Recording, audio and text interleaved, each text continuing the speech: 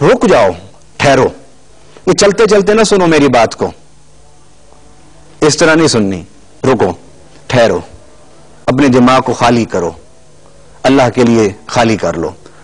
مثنا و فرادا، اگر ساری قوم نہیں اکٹھے ہو سکتی تو تم دو دو چار چار بندے بیٹھ کے، مثنا و فرادا، اکٹھے بیٹھ کے، دو دو بندے بیٹھ کے، اکیلے اکیلے بیٹھ کے تم سوچو.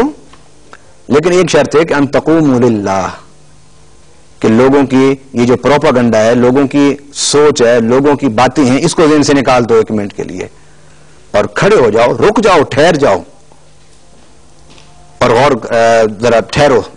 ایک ایک ٹھہر جائے، دو دو ٹھہر جائیں، سارے نہیں اکٹھے ہوتے میرے سامنے. میں تمہیں ایک بات کی نصیحت کرنا چاہتا ہوں. اب آپ اندازہ لگائیں کہ اللہ تعالیٰ کے نزدیک وہ ایک بات کتنی اہمیت کی حامل ہوگی جس کو اس طرح بیان کیا جا رہا ہے قرآن میں. اور وہ کیا لفظ ہے؟ فرمایا تم ذرا ٹھہر جاؤ اللہ کے لیے، ایک ایک دو دو، ثم تتفکروا، اور پھر تم غور و فکر کرو.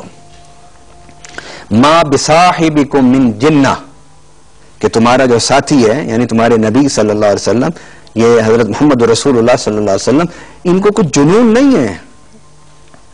یہ نہیں کہ خدا نہ خواستہ یہ کسی بیماری میں مبتلا ہیں کہ یہ ایسی باتیں انہوں نے کرنا شروع کر دی.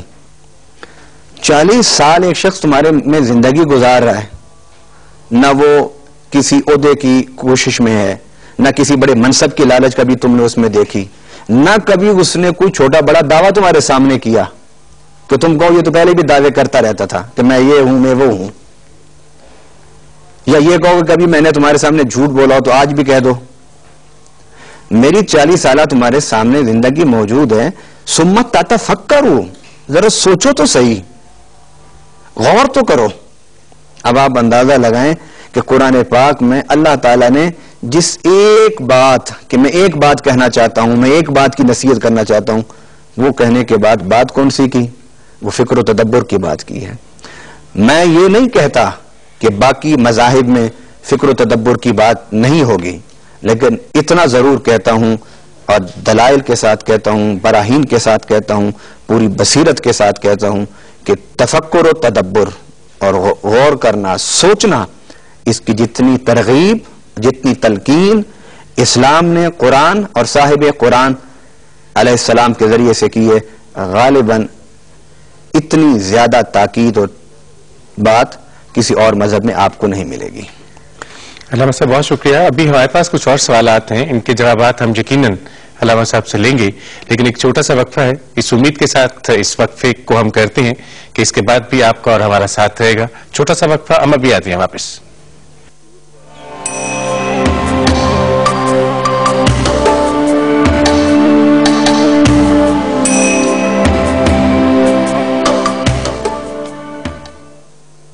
جی ایک دفعہ پھر آپ سب کو خوش آمدید اس پروگرام میں جس کا نام ہے اسلام اور انسان، اور آج ہم بات کر رہے ہیں اسلام اور فکر و تدبر کے حوالے سے.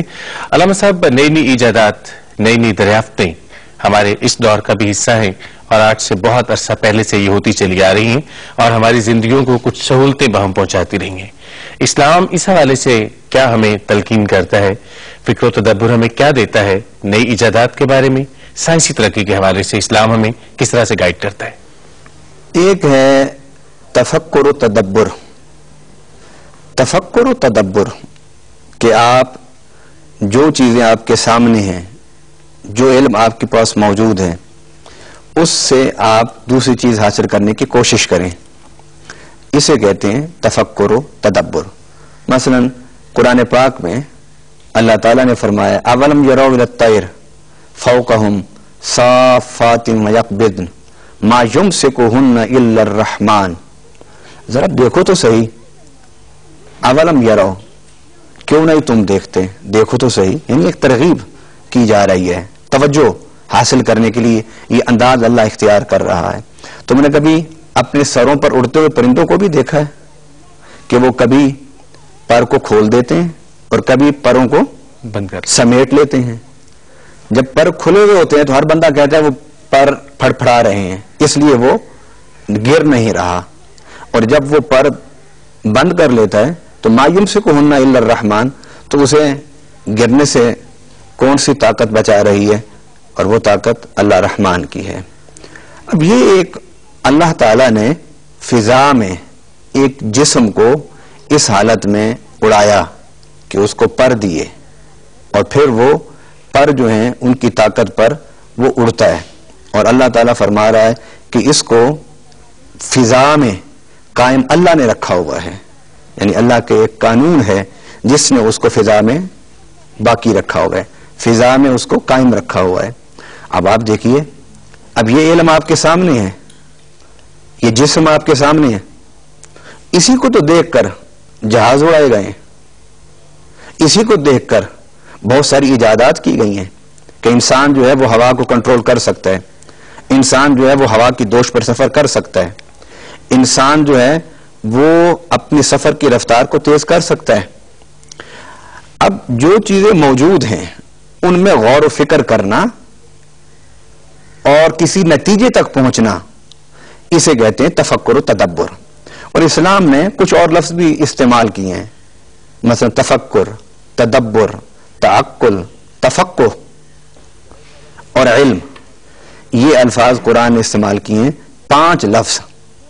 آپ حیران ہوں گے کہ یہ جو 5 لفظ ہیں, ویسے تو اللہ تعالیٰ کسی بات کے بارے میں ایک دفعہ بھی فرما دے تو اس کی اتنی ہی اہمیت ہے, یا اگر کسی بات کو اللہ تعالیٰ زیادہ اگر بیان فرماتا ہے تو اس کی بھی اتنی اہمیت ہے.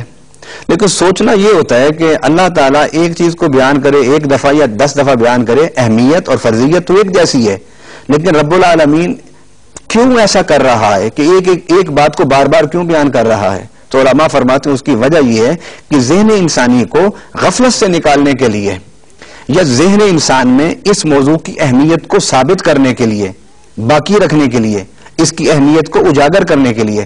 اب یہ جو 5 لفظ ہیں قرآن میں, ان کے بارے میں آپ کو بتاؤں کہ تدبر کا جو لفظ ہے وہ قرآن میں تقریباً 8 سے زائد مرتبہ استعمال ہوا ہے. عقل کا لفظ 50 کے قریب اللہ نے اس لفظ کو استعمال فرمایا, اور علم کا لفظ 800 سے زیادہ مرتبہ قرآن میں استعمال ہوا ہے, اور فکر کا لفظ 16 مرتبہ سے زیادہ استعمال ہوا ہے, اور تفکر اور فکر کا لفظ 20 مرتبہ سے زیادہ استعمال ہوا ہے. اگر آپ اس کو جمع کریں تو یہ تقریباً 1000 کے قریب اس کا ذکر قرآن میں آپ کو ملے گا. گویا اللہ جانتا ہے کہ انسان جو ہے وہ سست ہے, وہ کاہل ہے, وہ محنت سے جی چراتا ہے, وہ آگے بڑھنا چاہتا ہے لیکن محنت کے بغیر, کوشش کے بغیر. اس لیے قرآن میں اللہ نے فرمایا وَلَيْسَ لِلْإِنسَانِ إِلَّا مَا سَعَىٰ, کہ انسان کے لیے وہی کچھ ہے جس کے لیے وہ محنت کرے گا. خیر میں بات کو مختصر